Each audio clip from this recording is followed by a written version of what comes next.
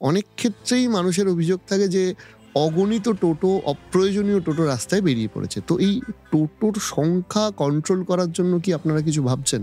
হ্যাঁ, এটাও একটা আমাদের কাছে সমস্যা হয়ে দাঁড়িয়েছে। হুম। সেটা হচ্ছে লক্ষ, লক্ষ টোটো আছে এবং সেগুলো বেকার যুবকরাই চালায় মূলত। মুশকিল হচ্ছে, নিয়ম হলো এগুলোকে আমাদের পারমিট দিতে পারবো না আমরা। পারমিট মানে হচ্ছে রোড পারমিট। যেহেতু টোটোর ক্ষেত্রে এটা নেই, ওটা নেই। লাগলো না। এবার সেইখানে একটা রাস্তায় ৫০ টা অটো হয়তো আমরা পারমিট দিয়েছি। আমরা মনে করেছি যে ওর থেকে বেশি ওখানে দিলে যানজট হবে। ওখানে নেমে পড়ল ২০০ বা ৫০০ টোটো। তো এটার জন্য এদের কিছু গাইডলাইন আমরা তৈরি করছি।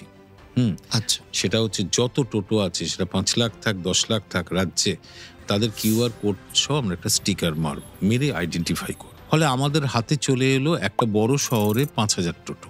৫,০০০ টোটোকে নিয়ে মিউনিসিপ্যালিটি, ট্রাফিক পুলিশ, পরিবহন দপ্তর, টোটো ইউনিয়ন এদের নিয়ে বসে আমরা একটা ডিসিপ্লিন নিয়ে আসবো তাদের মধ্যে। যে জায়গাগুলো যানজট হচ্ছে সেই জায়গাগুলোতে ওরা কোন মোডে চালাবে? কোনো কিউ মেইনটেইন করে চালাবে?